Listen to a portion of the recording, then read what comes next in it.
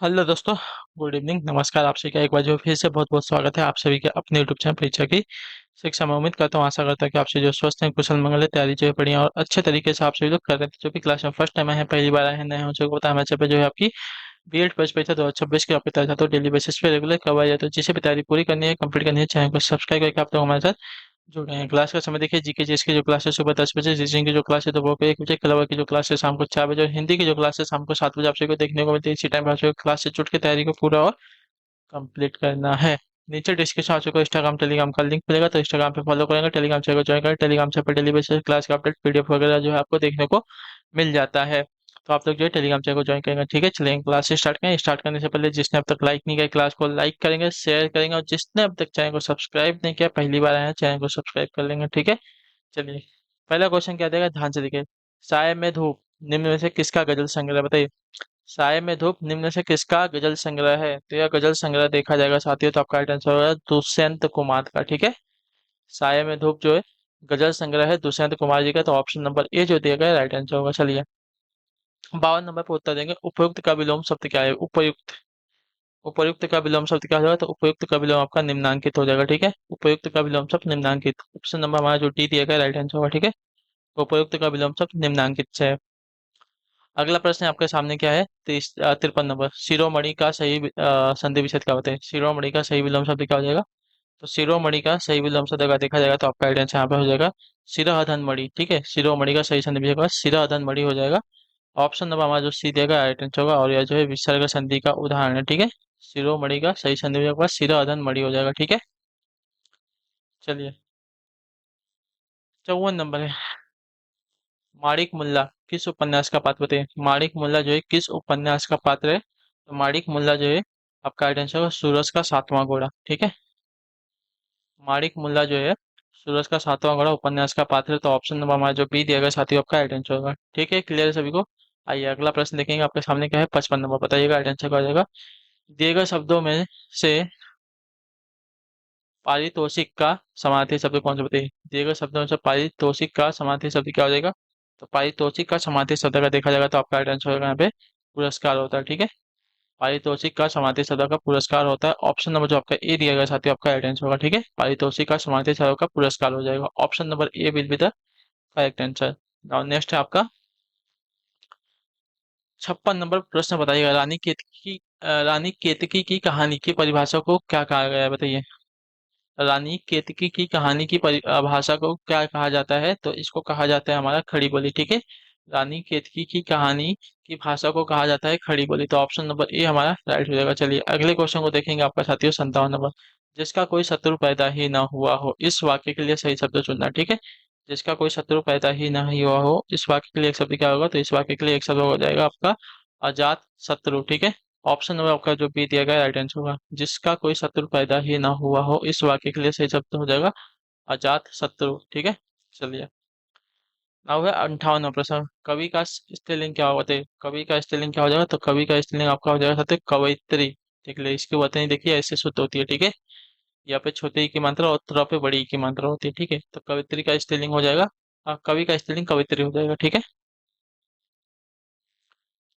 चलिए 59 नंबर है। नई कहानी आंदोलन से जुड़े रचनाकार नहीं है? बताइए। नई कहानी आंदोलन से जुड़े रचनाकार नहीं है कौन? मोहन राकेश, राजेंद्र यादव, कमलेश्वर या केदारनाथ अग्रवाल।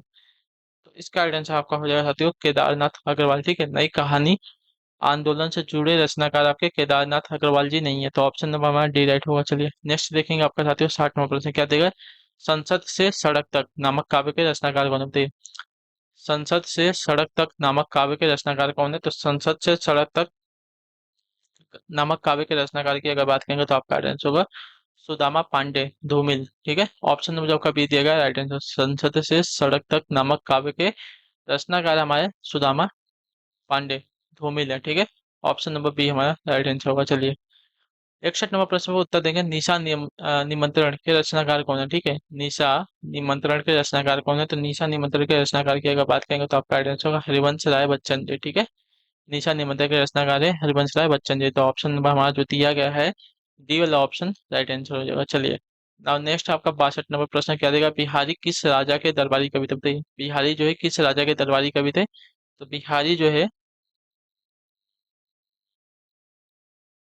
ठीक है।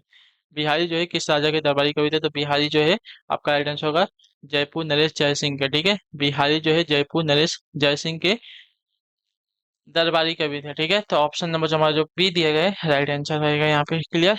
अगला प्रश्न देखेंगे आपके सामने क्या है, 63 नंबर से क्या देगा। अतीत से अतीत के चलचित्र के रचयिता कौन है? अतीत के चलचित्र इसके रचयिता कौन है? तो अतीत के चलचित्र इसके रचयिता की अगर बात करें तो महादेवी वर्मा जी हो जाएंगे। ठीक है, ऑप्शन नंबर हमारा जो बी दिया गया राइट आंसर, अतीत के चलचित्र के रचयिता हमारी महादेवी वर्मा जी हैं। ठीक है, ऑप्शन नंबर हमारा जो बी दिया गया राइट आंसर देगा। क्लियर सभी को? अतीत के चलचित्र महादेवी वर्मा का रचना हो जाएगा। चलिए, 64 नंबर प्रश्न है, तुलसीदास का वह ग्रंथ कौन सा है जिसमें ज्योतिष का वर्णन किया गया? बताइए, तुलसीदास का वह ग्रंथ कौन सा है जिसमें ज्योतिष का वर्णन किया गया? ठीक है, तो वह ग्रंथ जो है आपका रामाज्ञा प्रश्नावली। ठीक है, रामाज्ञा प्रश्नावली में जो है ज्योतिष का वर्णन किया गया है, जो कि तुलसीदास जी का ग्रंथ है। ठीक है, अगला प्रश्न। चलिए, 65 नंबर प्रश्न है, पूछा गया रामचरितमानस में प्रधान रस के रूप में जो है कौन सा रस को मान्यता मिली है? रामचरितमानस में प्रधान रस के रूप में जो है किस रस को जो है मान्यता मिली है? तो भक्ति रस को। ठीक है, ऑप्शन नंबर हमारा बी दिया गया है राइट आंसर आ जाएगा। क्लियर सभी को? चलिए, 66 नंबर प्रश्न पूछा गया है, हिंदी साहित्य के इतिहास के सर्वप्रथम लेखक का नाम क्या? बताइए, हिंदी साहित्य के इतिहास के सर्वप्रथम लेखक का नाम क्या है? तो हिंदी साहित्य के इतिहास के सर्वप्रथम लेखक का अगर नाम देखा जाएगा तो आपका राइट आंसर यहाँ पर हो जाएगा गार्सादा तासी। ठीक है, हिंदी साहित्य के इतिहास के सर्वप्रथम लेखक का नाम आपका है गार्सा दत्तासी। तो ऑप्शन नंबर हमारा जो डी दिया गया राइट आंसर होगा, हिंदी साहित्य के इतिहास के सर्वप्रथम लेखक का नाम है गार्सा दत्तासी। ठीक है, चलिए, 67 नंबर है, 67, प्रेम सागर के लेखक कौन है? प्रेम सागर इसके लेखक कौन है? तो प्रेम सागर के लेखक की अगर बात करेंगे तो आपका राइट आंसर होगा लल्लू लाल जी। ठीक है, ऑप्शन नंबर जो सी दिया गया राइट आंसर होगा, प्रेम सागर के लेखक आपके लल्लू लाल जी हैं। 68 को उत्तर देंगे, चरण कमल बंदो हरिराई। ठीक है, इसमें कौन सा अलंकार है? चरण कमल बंदो हरिराई में कौन सा अलंकार है? तो इसमें अलंकार की अगर बात करेंगे तो आपका राइट आंसर होगा रूपक अलंकार। ठीक है, ऑप्शन नंबर जो आपका दिया गया सी वाला विकल्प आपका राइट आंसर, चरण कमल बंदो हरिराई में आपका अलंकार है रूपक अलंकार। चलिए, नाउ नेक्स्ट है आपका है 69 69 नंबर, जिन शब्दों के अंत में अ आता है उन्हें क्या कहा जाता है? देखिए, जिन शब्दों के अंत में आपका अ आता है उन्हें क्या कहते हैं?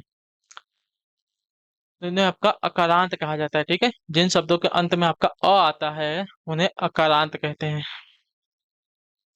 70 नंबर, सूर्यकांत त्रिपाठी निराला की कविता जूही की कली किसका उदाहरण है? बताइए, सूर्यकांत त्रिपाठी निराला की कविता जूही की कली किसका उदाहरण है? तो यह जो उदाहरण है साथियों मुक्त छंद का है। ठीक है, मुक्त छंद का है, तो ऑप्शन नंबर जो आपका सी दिया गया राइट आंसर होगा जूही की कली। ठीक है, सूर्यकांत त्रिपाठी निराला की जो कविता है जूही की कली किसका उदाहरण है? तो मुक्त छंद का है। ठीक है, चलिए, अगला प्रश्न 71वां प्रश्न, उत्तर दीजिएगा राइट आंसर क्या हो जाएगा। पूछा गया है, निम्न शब्दों में से सही वतनी वाले शब्द का चयन कीजिए। अनुच्छेद, अनुच्छेद की वतनी आपकी ऑप्शन नंबर सी वाली है। ठीक ठीक है, अनुच्छेद। चलिए, 72वां प्रश्न पूछा गया, इत्यादि शब्द में प्रयुक्त संधि के प्रकार को बताइए। यड़ संधि, दीर्घ संधि, विसर्ग संधि और गुण संधि। इत्यादि शब्द में तो इति धन आदि हो जाएगा ना, इत्यादि, तो इसमें आपका यड़ संधि मेरे ख्याल से लगेगा क्या? हाँ, इति धन आदि में आपका यड़ संधि है। ठीक है, इति धन आदि मिलकर इत्यादि बना है। ठीक है, तो यहाँ पे यड़ संधि है, यहाँ पे छोटी ई प्लस आ मिलकर किसमें प्रतीत हो रहे हैं? या में प्रतीत हो रहे हैं। ठीक है, तो आपका यहाँ पे क्या हो जाएगा? इत्यादि हो जाएगा, यड़ संधि का उदाहरण हो जाएगा। चलिए, 73 नंबर है, निम्नलिखित शब्दों में से तत्सम शब्द का चयन कीजिए। तत्सम शब्द कौन सा हो जाएगा? तो तत्सम शब्द सुमन, सुमन हमारा तत्सम शब्द है। ठीक है, ऑप्शन जो आपका ए दिया गया है राइट आंसर हो जाएगा। ठीक, क्लियर। सुमन जो दिया गया है तत्सम शब्द है। 74वां प्रश्न पूछा गया है, काव्य के क्षेत्र में प्रबंध शिरोमणि की उपाधि किसे दी गई? बताइए, काव्य के क्षेत्र में प्रबंध शिरोमणि की जो उपाधि है किसे दी गई है? तो काव्य के क्षेत्र में प्रबंध शिरोमणि की जो उपाधि दी गई थी साथियों आपकी मैथिली शरण गुप्त जी को दी गई थी। ऑप्शन नंबर जो आपका दिया गया इसी वाला विकल्प आपका राइट आंसर होगा। ठीक है, काव्य के क्षेत्र में प्रबंध शिरोमणि की जो उपाधि है मैथिली शरण गुप्त को दी गई है। चलिए, 75 नंबर है, अरे यायावर रहेगा याद किसके द्वारा रचित यात्रा वृत्तांत? बताइए, अरे यायावर रहेगा याद यह किसका जो है यात्रा वृत्तांत है? बताइए, तो यात्रा वृत्तांत मतलब क्या बोलते हैं? Travel blogging. ठीक है, यह है